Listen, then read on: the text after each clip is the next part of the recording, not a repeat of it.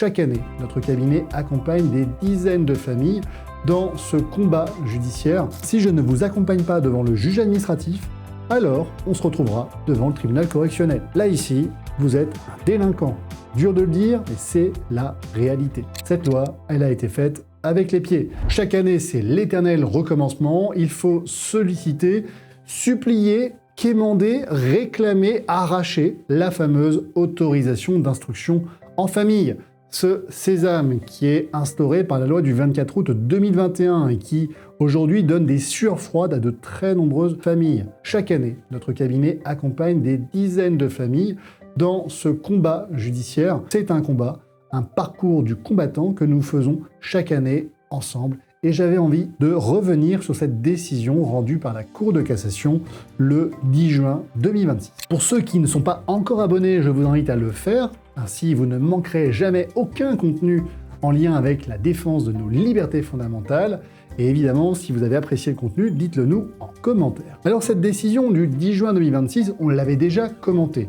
J'avais envie ici de revenir dessus et de vous en faire une synthèse peut-être un peu plus succincte et pédagogique. Cette décision du 10 juin 2026, si vous êtes extrêmement actif sur la question de l'instruction en famille, vous le savez, vous en avez déjà entendu parler.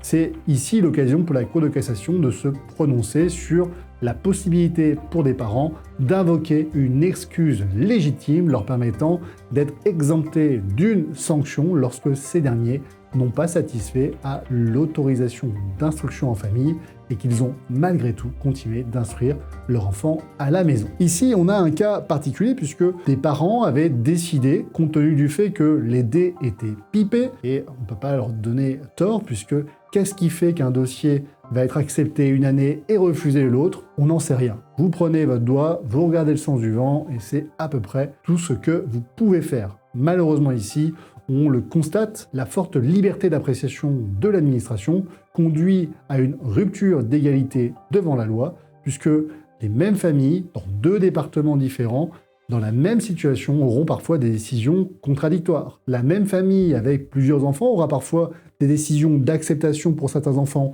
mais pas pour les autres. La même famille, pour les mêmes dossiers, une année sur l'autre, n'aura pas automatiquement le fameux sésame. Pourquoi ? Parce que. Et lorsque l'on constate cela, évidemment, on peut être tenté, et je sais que ceux qui nous regardent aujourd'hui le sont en grande partie, on peut être tenté de ne pas vouloir se soumettre à ce jeu et à ne pas solliciter l'autorisation d'instruction en famille.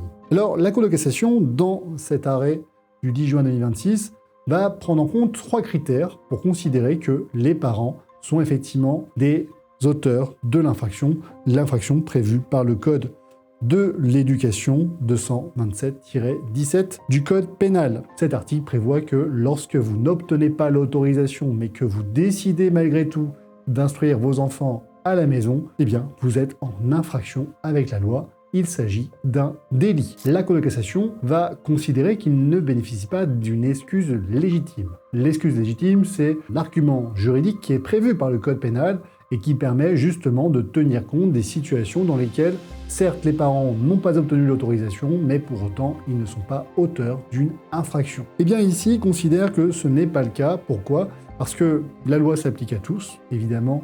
Considérer que les règles sont pipées et que par conséquent, elles ne s'appliquent pas à vous, c'est faire sécession, et ça, la Cour de cassation, elle ne l'accepte pas. La deuxième chose, elle considère que même si vous avez toujours bénéficié de l'IEF, même si vos enfants ont toujours satisfait aux contrôles pédagogiques qui ont été organisés. Et même si, après tout, ce n'est qu'un changement de législation qui a conduit à vous mettre en infraction, elle considère que ce n'est pas une excuse légitime. Et surtout, et c'est ça le plus important, retenez bien, une chose, c'est bien celle-ci, c'est que l'excuse légitime ne peut pas être invoquée lorsque vous n'avez même pas cherché à vous mettre en conformité avec la législation. Ici, et la Cour de cassation prend un peu de temps pour l'expliquer, elle justifie sa décision par le fait que les parents bénéficiaient de la possibilité de contester un refus d'instruction en famille devant commission du rectorat, puis devant le juge administratif. Or ici, ils ne rapportaient pas la preuve qu'ils avaient initié ces démarches. Alors ça, je l'ai observé très régulièrement, c'est-à-dire des parents que j'accompagne chaque année qui me disent « Bon, cette année, maître, on va pas vous solliciter parce qu'on va pas du tout demander l'autorisation. » Faites pas ça.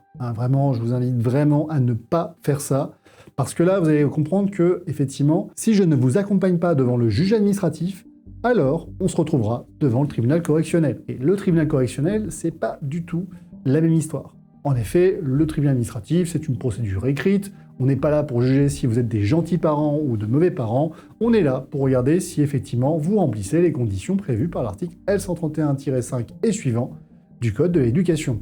Ni plus, ni moins. Les chances de succès devant le juge administratif sont bien supérieures à celles du tribunal correctionnel qui, de toute manière, en constatant que vous avez, malgré un refus ou une absence d'autorisation d'instruction en famille, décidé de faire l'école à la maison. Là, ici, vous êtes un délinquant. Dur de le dire, mais c'est la réalité. Vous êtes un délinquant et vous serez traité comme tel par le tribunal correctionnel.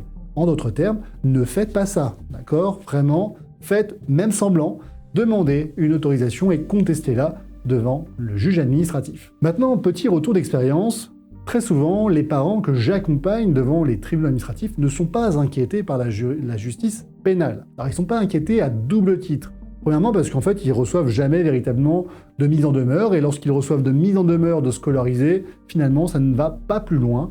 Après tout, rappelez-vous, les juridictions pénales ont quand même pas mal de choses à faire en ce moment, surtout au regard de l'actualité qui a frappé notamment de jeunes enfants.